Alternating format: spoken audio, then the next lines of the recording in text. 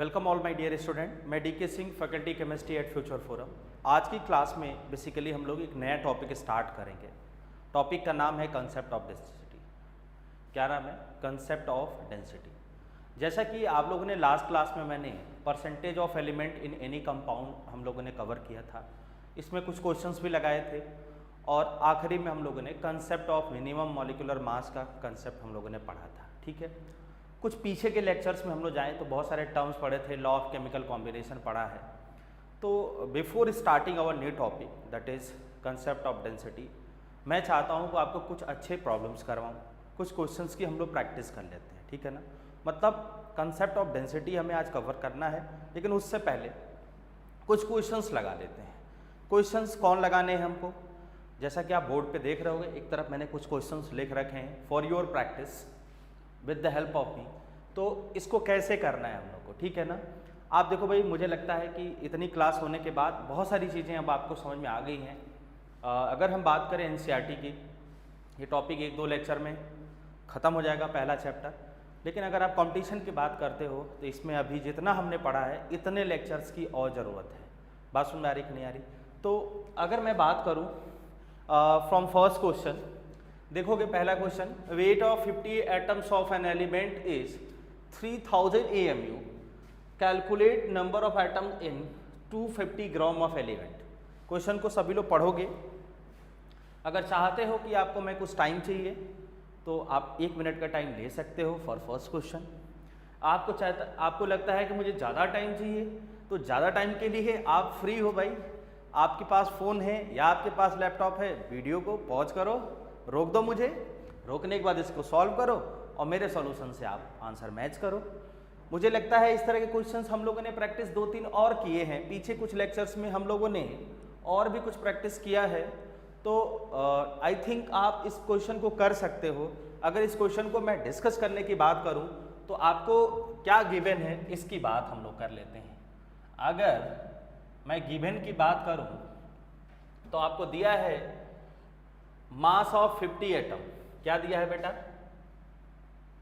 Mass of 50 atom आपको given है। और ये कितना गिवन है बेटा?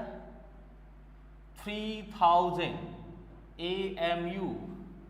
ओके, सो हम कह सकते हैं मास ऑफ 1 एटम क्या होगा? मास ऑफ 1 एटम की मैं बात करूं तो ये होगा 3000 डिवाइडेड बाई 50, यहां से आएगा 60 AMU। दिमाग पे जोड़ दो। क्या दिमाग पे जोड़ देना है कि एक एटम का मास 60 MU, एक एटम का मास एटॉमिक मास कहलाता है। समझ में आ गया कि नहीं आ गया?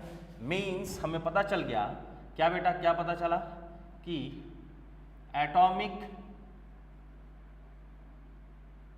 मास ऑफ क्या बेटा? एलिमेंट क्या है? 60 AMU, या हम कहें इसका ग्राम एटॉमिक मास कितना होगा? 60 ग्राम होगा। आपसे क्या पूछा है? Calculate the number of atom in 250 ग्राम। तो अब हम बात कर सकते हैं नंबर ऑफ मोल्स, और नंबर ऑफ मोल्स की बात करूं ये होगा given mass divided bye it's gram molecular mass या ग्राम एटॉमिक मास, और ये होगा 240 डिवाइडेड बाई 60, 4 मोल्स आ गया। अगर मैं यहाँ से बात करूँ क्या? नंबर ऑफ एटम्स, तो नंबर ऑफ एटम्स होगा मोल्स इनटू एवोगैड्रो नंबर। ठीक है, मीन्स यहाँ से 4Na इसका आंसर होगा, 4 इंटू एवोगैड्रो नंबर।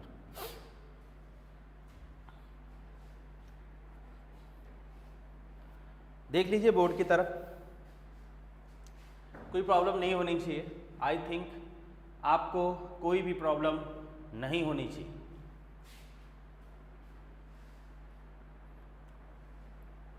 देखो बेटा, कोई भी प्रॉब्लम आपको नहीं होनी चाहिए, है ना।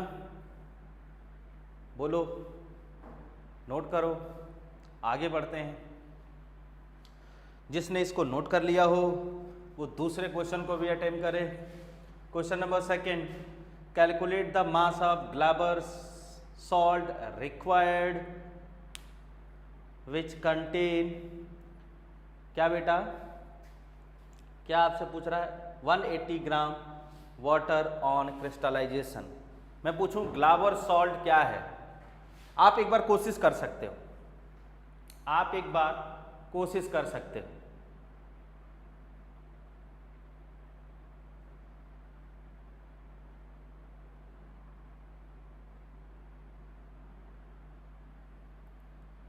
कर लिया कोशिश, बोलिए। ये था question number first. Now question number second, ग्लाबर salt की मैं बात करूं तो ये होता है Na2SO4.10H2O। ये एक सॉल्ट है। मैं यहाँ पे शुरू करता हूँ। अगर मैं बात करूँ ग्लाबर सॉल्ट की, तो ग्लाबर सॉल्ट एक हाइड्रेटेड सॉल्ट है एक हाइड्रेटेड सॉल्ट है। इस हाइड्रेटेड सॉल्ट की मैं बात करूं, मतलब इसमें वाटर कंटेंट है भाई। हाइड्रेटेड सॉल्ट का मतलब जिसके अंदर पानी हो, मतलब वाटर प्रेजेंट हो। जैसे ही हम इसको हीट करेंगे तो हाइड्रेटेड सॉल्ट प्लस वाटर में डिवाइड हो जाएगा। मीन्स अगर हम यहाँ से देखें तो लिख सकते हैं Na2SO4.10H2O, और ये Na2SO4 प्लस 10H2O में टूट जाएगा। ये हमारा सॉल्ट हुआ, ये हमारा वाटर हुआ। समझ में आ रहा है? अब ऑन क्रिस्टलाइजेशन 180 ग्राम वाटर मिला है, मतलब इसका जो वजन है 180 ग्राम है। बोलना बेटा, बोल प्यारे बेटा, समझ में आ रहा है? क्या है? 18 ग्राम है। अरे हो गया ये क्वेश्चन, कुछ करने की जरूरत नहीं है। अगर ये 10 ग्राम 180 ग्राम है तो इसके मोल्स को निकालो। क्या करना है? इसके मोल्स को निकालना है। मोल्स कितना होगा? मोल्स होगा 180 डिवाइडेड बाई 18, दैट इज 10 मोल। समझ में आ रहा है कि नहीं आ रहा है? इसका पूरे कंपाउंड का 1 मोल, इसका 1 मोल देता है, इसका 10 मोल देता है। तो देखो ना, हमारे पास 10 मोल है। 10 मोल इसका कितना मोल देगा? 10 मोल वाटर कितना मोल देगा ग्लाबर सॉल्ट का? 1 मोल देगा। 1 मोल ग्लाबर सॉल्ट का मास निकालना है। बहुत ही आसान क्वेश्चन हो गया। फटाफट देखिए इस क्वेश्चन को, फटाफट देखिए। मैं इसको आगे बढ़ा दूं, यहां पे दोनों क्वेश्चन रफ कर दूं। ये दोनों क्वेश्चन हो रहे हैं ना, हम लोग यहां पे डिस्कस कर सकते हैं। क्या आपको क्या दिखा? दिखा आपको Na2SO4.10H2O किस में जाएगा बेटा? Na2SO4 प्लस 10H2O में चला गया। इसका 180 ग्राम डिवाइडेड बाई 18, 10 मोल हो गया। मीन्स हम कह सकते हैं 10 मोल इसका 1 मोल देता है ना, तो हम लिख सकते हैं मोल्स ऑफ क्या बेटा? Na2SO4.10H2O will be equal to 1। So mass क्या होगा?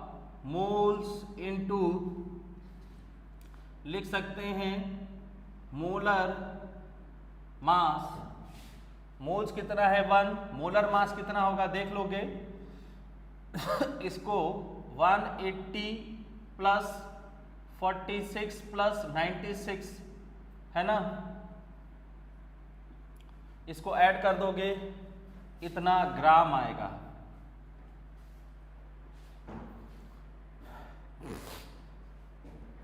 नोट करिए, फटाफट नोट करिए।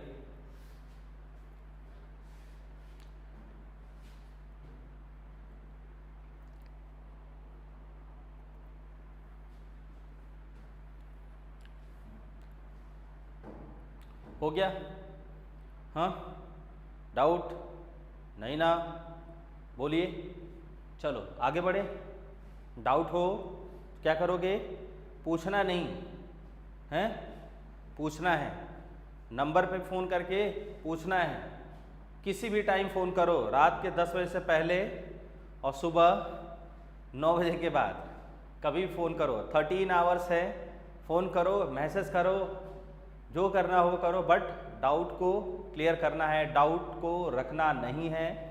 डाउट रह गया तो डाउट का ढेर लग जाएगा, और डाउट के ढेर के नीचे मैं नहीं दबूंगा, तुम दबोगे। चले आगे बढ़े, चलो आगे बढ़ते हैं भाई। नेक्स्ट की मैं बात करूं, नेक्स्ट को अगर हम लोग देखें तो थर्ड क्वेश्चन हमने दिया है। Third question, question number third, सभी लोग देखोगे। 1.65 gram metal combined with oxygen form 45.6 gram of its oxide, then calculate percentage of oxygen in metal. समझ में आ रहा है कैसे करोगे? कैसे करोगे? कुछ जने परेशान हो गए होंगे, परेशान होने की जरूरत नहीं है, परेशान करना है किसको? अरे मुझे नहीं, अपने एग्जाम को परेशान करो। आगे बढ़े, देखोगे मैं अगर आपसे कहूं तो मेटल प्लस ऑक्सीजन और ये बनाएगा मेटल ऑक्साइड।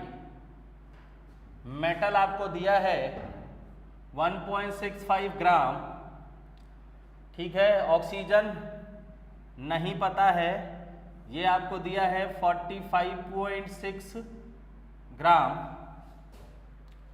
तो अगर मैं ऑक्सीजन की बात करूं तो ऑक्सीजन कितना होगा? 45.6 माइनस 1.65, 1.65 यहाँ से निकालोगे वैल्यू कितना आएगा? यहाँ पे 5, यहाँ पे 0 बढ़ा दें, ये 5 है ना, यहाँ पे 15, 6, 9, यहाँ पे कितना बेटा? 4 में से 1 गया 3, यहाँ पे ये क्लियर हो गया? देख लोगे,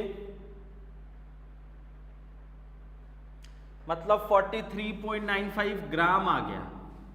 अगर मैं परसेंटेज ऑफ ऑक्सीजन की मैं बात करूं तो ये होगा मास ऑफ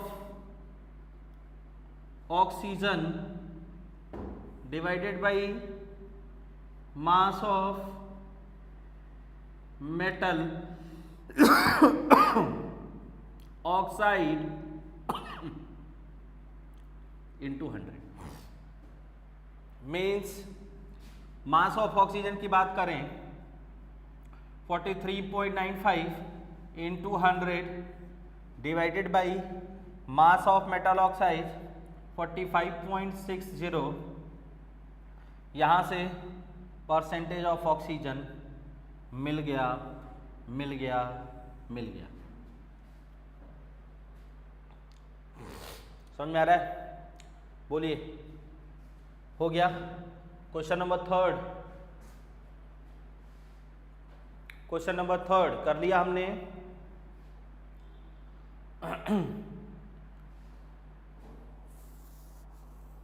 चलें आगे बढ़े?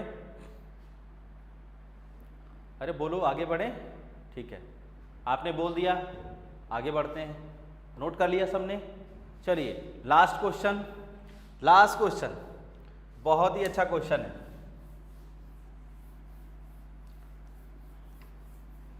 लास्ट क्वेश्चन की मैं बात करूं तो आप देखोगे क्वेश्चन नंबर 4 कह रहा है स्ट्रोंटियम हाइड्रोक्साइड एक हमने पढ़ा तो है SrOH whole twice dot X∗O है ना, ऑन क्रिस्टलाइजेशन या on heating SrOH whole twice plus X∗O में जाएगा। क्या समझ में आया? क्या बात आया समझ में? अच्छी बात है। कह रहा है 6.86 gram 6.86 gram this compound on heating gives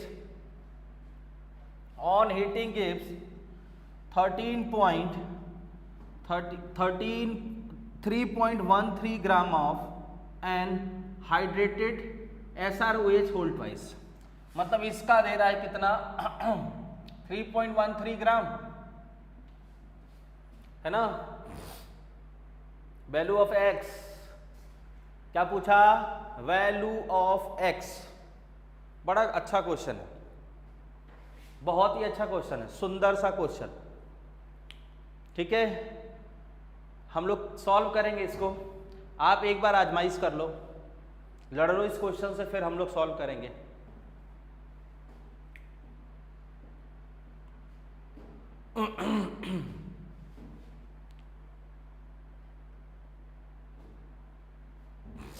क्या होगा फंडा? बोलो।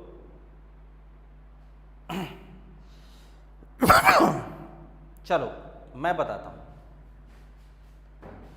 इसका मास होता है 121 और इसका मास होगा 18x। बहुत सही।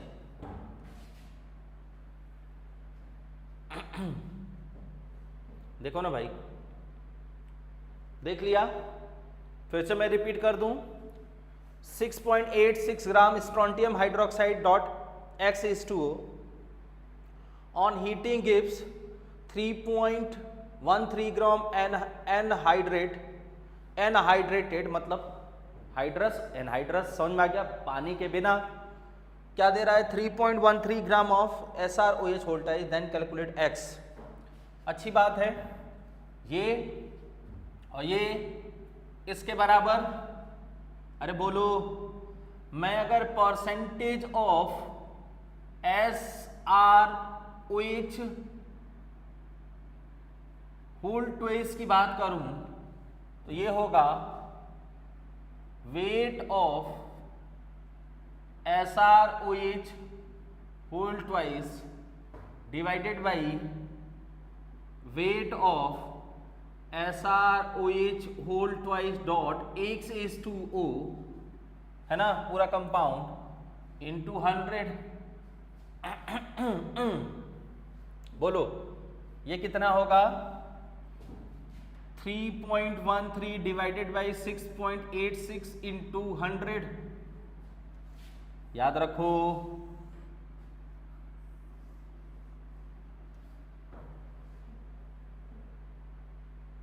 बोलो बेटा, ठीक है? अरे बोलते नहीं हो यार, बोल दिया। अब अगर हम इसको कैलकुलेट करें तो SrOH whole twice dot X∗O को हम इसको लिख सकते हैं 121, इसको लिख सकते हैं 18x। तो इस पूरे कंपाउंड में इसका परसेंटेज क्या होगा? 121 डिवाइडेड बाई 121 प्लस 18x। ठीक है, देखो ध्यान से देखो, इंटू 100 कर दें। बोलिए ये किसका परसेंटेज होगा? ये किसका percentage? Percentage of SrOH whole twice. आ रही बात समझ में? दो जगह से हमने सेम परसेंटेज को दो जगह से निकाला, दो तरीके से। दोनों को इक्वेट करा दो, means 3.13 divided by 6.86 into 100 will be equal to 121 divided by 121 प्लस 18x इंटू 100। यहां से ये cancel. Solve for x and we will find the answer. One equation one variable solve होगा कि नहीं? बोलो क्या समझ में आया? कुछ आया समझ में? फटाफट देखिए इस क्वेश्चन को। एंड अब हम लोग स्टार्ट करने जा रहे हैं कंसेप्ट ऑफ क्या बेटा? डेंसिटी। ठीक है ना? तो अब हम लोगों को कंसेप्ट ऑफ डेंसिटी पढ़ना है। फटाफट नोट करो, स्टार्ट करते हैं कंसेप्ट ऑफ डेंसिटी। नोट करिए फटाफट। हम लोग स्टार्ट कर रहे हैं कंसेप्ट ऑफ डेंसिटी को। देखोगे बेटा, अगर मैं कंसेप्ट ऑफ डेंसिटी की मैं बात करूं तो थोड़ा सा आप इस बात को समझोगे कि बेसिकली डेंसिटी होता क्या है। तो इसको बोलते हैं mass occupied by substance in per unit volume. Mass occupied by substance in per unit volume is called density. ठीक है ना? मीन्स अगर मैं डेंसिटी की बात करूं तो डेंसिटी हमारा होगा मास अपॉन वॉल्यूम। ठीक है? अगर मैं इसके यूनिट की बात करूं तो यूनिट होगा या तो होगा ग्राम पर ml या फिर होगा kg पर मीटर क्यूब। ग्राम पर ml को हम और करके ग्राम पर सेंटीमीटर क्यूब भी लिख सकते हैं। बेसिकली ये यूनिट MKS में होता है ना? अब हम बात करें टाइप ऑफ डेंसिटी की। Type of density, type of density की अगर मैं बात करूं तो बेसिकली डेंसिटी दो तरह की होती है। एक होती है एब्सोल्यूट डेंसिटी और एक होता है रिलेटिव डेंसिटी। बात को समझोगे सभी लोग। एक होता है एब्सोल्यूट डेंसिटी और दूसरा होता है relative density. Means type of density में एब्सोल्यूट डेंसिटी,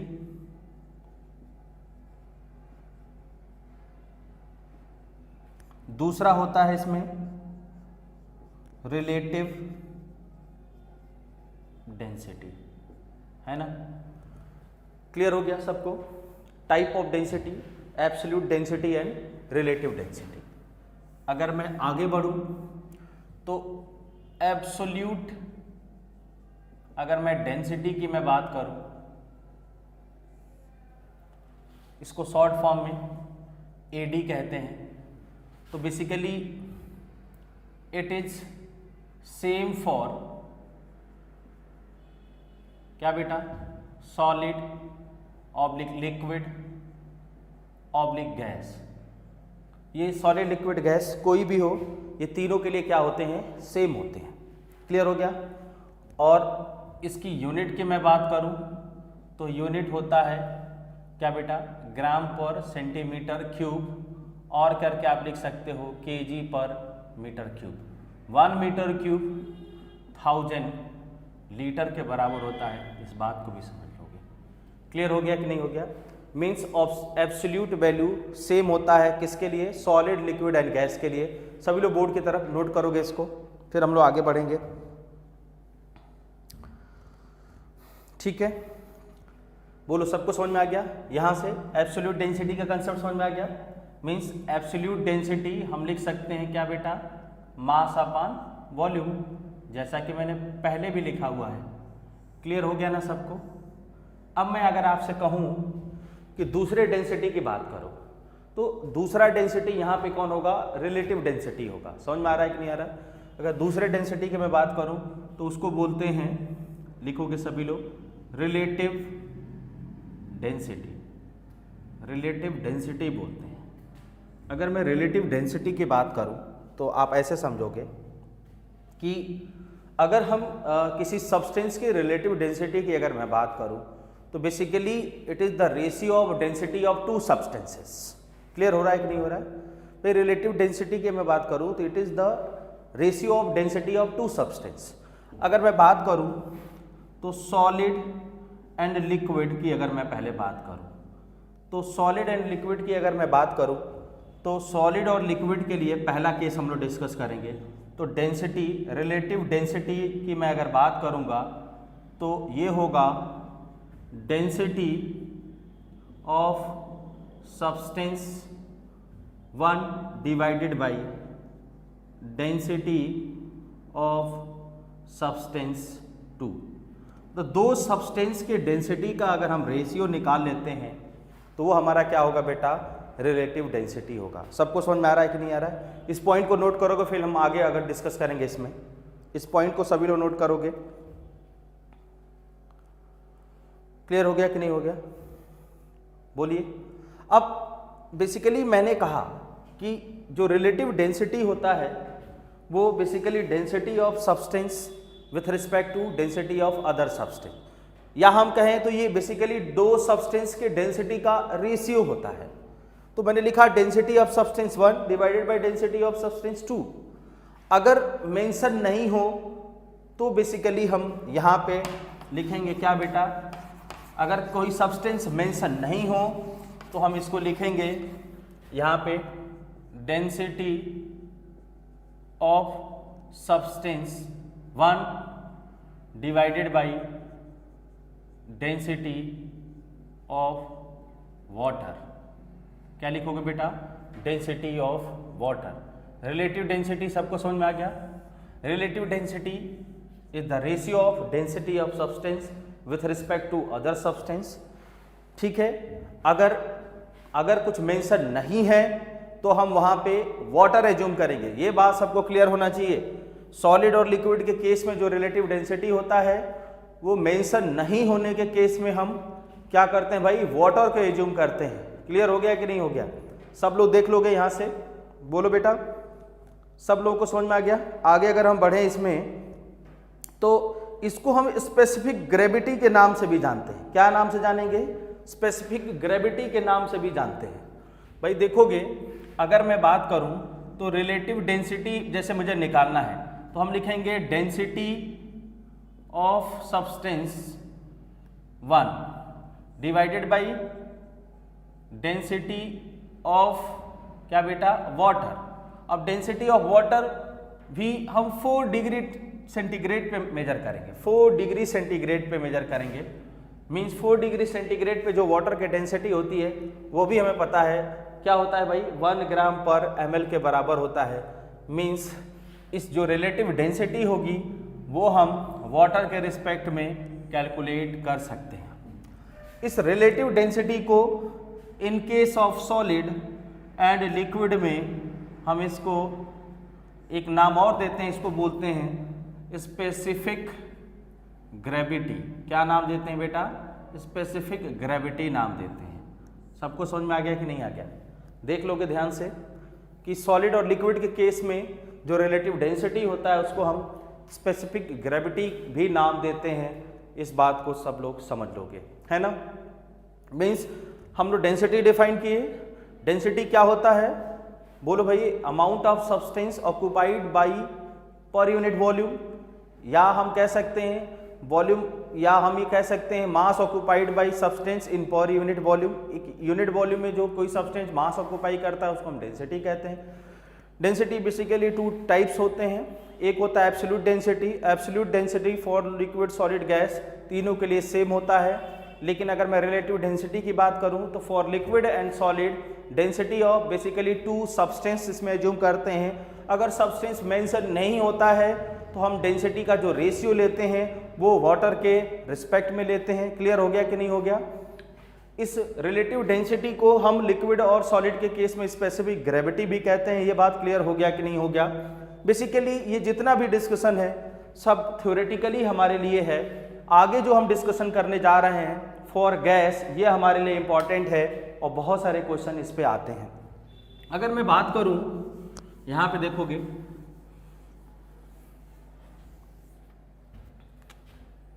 अगर मैं आपसे बात करूं कि रिलेटिव डेंसिटी फॉर गैस की मैं बात करूं तो relative of density for gas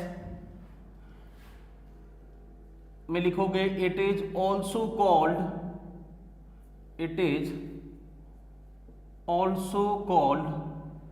मैं यहां पे लिख देता हूं वेपर डेंसिटी, ठीक है ना।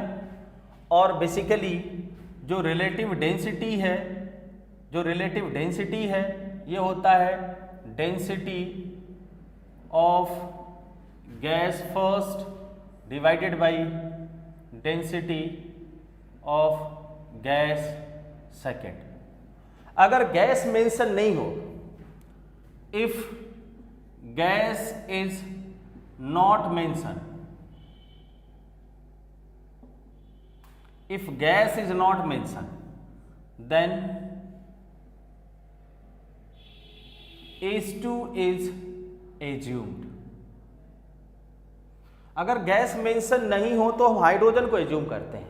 समझ में आ गया कि नहीं आ गया। मैं इसमें अगर आपसे बात करूं तो रिलेटिव डेंसिटी, मैं इसको पूरा लिख देता हूं, रिलेटिव डेंसिटी, और इसी को हम वेपर डेंसिटी भी कहते हैं, ये होगा density of gas first divided by density of gas second की जगह हम डेंसिटी ऑफ H2 गैस ले सकते हैं। अगर कुछ मेंशन नहीं है तो जो वेपर डेंसिटी होगा या रिलेटिव डेंसिटी आप कहोगे, वो होगा बेटा density of gas first divided by density of hydrogen gas. Clear हो गया। बेसिकली जो डेंसिटी का अगर मैं जो रेशियो ले रहा हूं, अगर मैं किसी फिक्स टेम्परेचर और प्रेशर पे लूं, if temperature and pressure is fixed, अगर मैं टेम्परेचर और प्रेशर को फिक्स करूं या किसी गिवन टेम्परेचर और प्रेशर की बात करूं, तो इस केस में आप देखोगे कि ये जो रेशियो होगा इसको हम सीधे लिख सकते हैं, vapour density will be equal to, आप देख लोगे यहां से देखोगे PV इजकल टू nRT होता है, या हम इसको P इजकल टू W बाई M लिख सकते हैं, वेट अपॉन मॉलिक्यूलर वेट, ये मोल्स हो गया, into R divided by V लिख सकते हैं कि नहीं लिख सकते हैं। ये यहां से बनता है D, बोलोगे यहां से देखोगे DR बाई क्या बनेगा बेटा, M बनेगा कि नहीं बनेगा। मीन्स यहां से अगर मैं आपसे पूछूं कि डेंसिटी क्या होगा, तो डेंसिटी आप यहां से निकाल सकते हो, PM अपान R होगा कि नहीं होगा। ठीक है, अब देखोगे फिक्स टेम्परेचर एंड प्रेशर की बात किया है ना, फिक्स टेम्परेचर और प्रेशर की मैं बात करूं तो यहां से आप इजीली निकाल सकते हो, TB होगा यहाँ पे, सॉरी TB होगा, PB इजकल टू nRT होता है, तो यहाँ एक T का भी टर्म आ जाएगा, सभी लोग देखोगे यहाँ पे एक T का भी टर्म आ जाएगा। अगर मैं इन दोनों गैसेस के लिए फिक्स करूं तो टेम्परेचर हमने फिक्स कर दिया, R एक गैस कांस्टेंट है फिक्स होगा, प्रेशर हमने कांस्टेंट कर दिया, तो इसमें क्या होगा बेटा, मास वेरिएबल होगा कि नहीं होगा।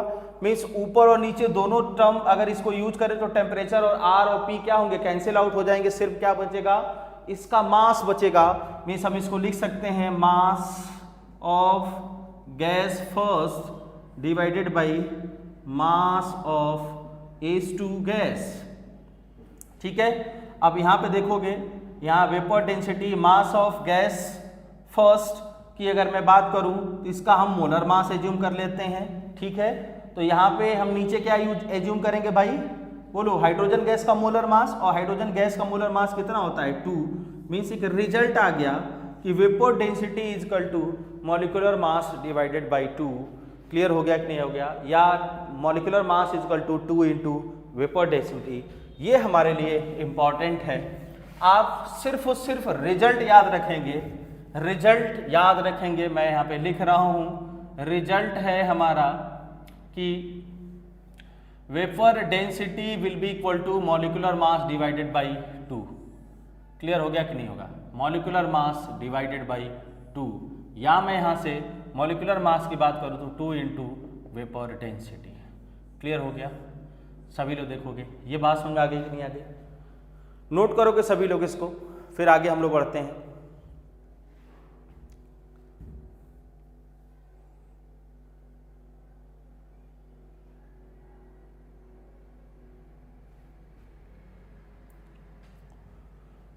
नोट कर लिया सबने, क्वेश्चंस अब करेंगे हम लोग, ठीक है बेटा, क्वेश्चंस अब हम लोग डिस्कस करेंगे। चलो हम लोग स्टार्ट करते हैं क्वेश्चन लगाना। जैसे मैंने पहला क्वेश्चन दिया, मैंने कहा calculate the relative density of SO2 gas. Clear हो गया? मैंने SO2 गैस का हमने रिलेटिव डेंसिटी पूछा है। बोलो भाई, तो अगर यहाँ पे गैस मेंशन नहीं है तो हम क्या एज्यूम करेंगे? हाइड्रोजन। और हाइड्रोजन के रिस्पेक्ट में अगर मैं आपसे वेपर डेंसिटी पूछूं तो vapour density will be equal to molecular mass divided by 2 होगा कि नहीं होगा? देख लो सभी लोग। और यहां से आप क्या देखोगे, इस बात को समझ लोगे भाई, इसका मॉलिक्यूलर मास कितना होगा? सल्फर 32 प्लस यहाँ पे ये कितना होगा भाई? ऑक्सीजन है ना, तो ऑक्सीजन कितना होगा? 32 होगा, मीन्स ये 64 डिवाइडेड बाई 2 हुआ कि नहीं हुआ? और आंसर यहाँ से कितना होगा? 32। मीन्स वेपर डेंसिटी अगर हम सल्फर डाइऑक्साइड की बात करूं तो ये कितना होगा? 32 होगा। समझ में आ गया कि नहीं आ गया? देख लोगे सभी लोग ध्यान से, क्वेश्चन को ध्यान से देखोगे, ठीक है। नेक्स्ट क्वेश्चन की अगर मैं बात करूं, नेक्स्ट क्वेश्चन की अगर मैं बात करूं, मैं कहूं कि calculate the vapour density of oxygen gas with respect to helium gas. Question सभी लोग अटेम्प्ट करोगे, क्वेश्चन सभी लोग ध्यान से देखोगे। मैंने आपसे पूछा है कि calculate the vapour density of oxygen gas with respect to helium gas. इस क्वेश्चन को सॉल्व करोगे, मैं 1 मिनट का आपको टाइम देता हूं।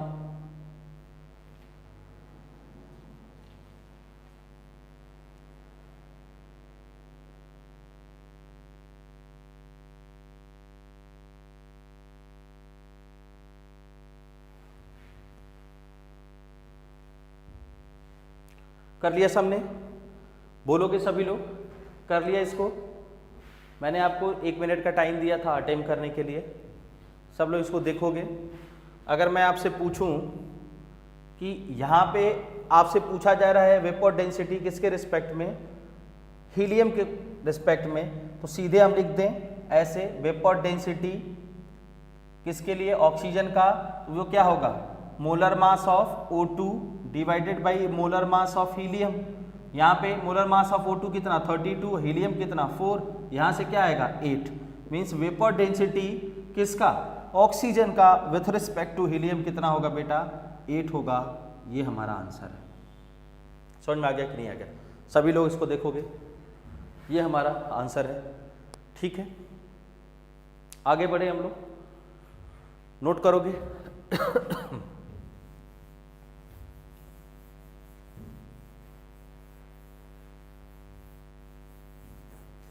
अगर मैं आप लोगों से आगे डिस्कस करूं तो सभी लोग इसमें ध्यान से देखोगे। अगर मैं आप लोगों से आगे कुछ और भी क्वेश्चंस की बात करूं, नेक्स्ट क्वेश्चन की अगर मैं बात करूं आप लोगों से, तो मैंने लिखा है 16 gram of an unknown gas occupy 5.6 litre volume at STP, then calculate vapour density. सभी लोग इस क्वेश्चन को ध्यान से देखोगे। मेरा क्वेश्चन क्या है आप इसको देख लो भाई। मैंने कहा है कि 16 ग्राम, तो इस क्वेश्चन को कैसे सॉल्व करोगे? विदाउट हम मॉलिक्यूलर मास निकाले उस गैस का वेपर डेंसिटी नहीं निकाल सकते हैं। मीन्स सबसे पहले हम उसका मोलर मास निकालना होगा, और मोलर मास कैसे निकलेगा? आप देख रहे होगे कि STP पे वॉल्यूम इसका दिया है, तो हम लिख सकते हैं ना कि 5.6 लीटर वॉल्यूम अगर है तो ये कंटेन करता है कितना? 16 ग्राम। बोलो बेटा। सो अगर मैं कहूं कि एक लीटर की अगर मैं बात करूं तो 1 लीटर वॉल्यूम कितना मास कंटेन करेगा? 16 डिवाइडेड बाई 5.6। इसलिए अगर मैं 22.4 लीटर की बात करूं तो वॉल्यूम क्या ऑक्यूपाई करेगा? 16 डिवाइडेड बाई 5.6 इंटू 22.4। यहाँ कितना होगा बेटा? सब लोग ध्यान से देखोगे भाई। अगर हम इसके लिए आपसे बात करें तो आपने क्या देखा? ये यहाँ पे 4 हो गया, ये यहाँ पे क्या हुआ बेटा? 64 हो गया। समझ में आ गया कि नहीं आ गया? सब लोग देख लोगे ध्यान से भाई। 5.6 लीटर वॉल्यूम 16 ग्राम को ऑक्यूपाई कर रहा है ना, तो 1 लीटर कितना, 16 डिवाइडेड बाई 5.6, तो 22.4 लीटर कितना करेगा। आप इस बात को समझ गए कि नहीं भाई? सब लोग देख लोगे 5.6 है ना, 4 हो गया, अब 16 4 जा 64, ठीक है। अब आपको मॉलिक्यूलर मास पता चल गया, मॉलिक्यूलर मास ऑफ गैस कितना है बेटा, 64। मीन्स अगर मैं आपसे पूछूं तो मॉलिक्यूलर मास बाई 2, ये क्या होता है बेटा, vapour density, means 64 divided by 2, ये कितना होगा, 32। सबको समझ में आ गया कि नहीं आ गया? क्लियर हो गया सबको? बोलिए भाई, क्लियर हो गया ना? ये था डेंसिटी बेस्ड कुछ क्वेश्चंस, क्लियर हो गया। आगे एक्सरसाइज में आपको और भी क्वेश्चंस मिलेंगे सॉल्व करने के लिए, ठीक है। नेक्स्ट हम टॉपिक स्टार्ट करने जा रहे हैं, empirical formula and molecular formula, ठीक है ना।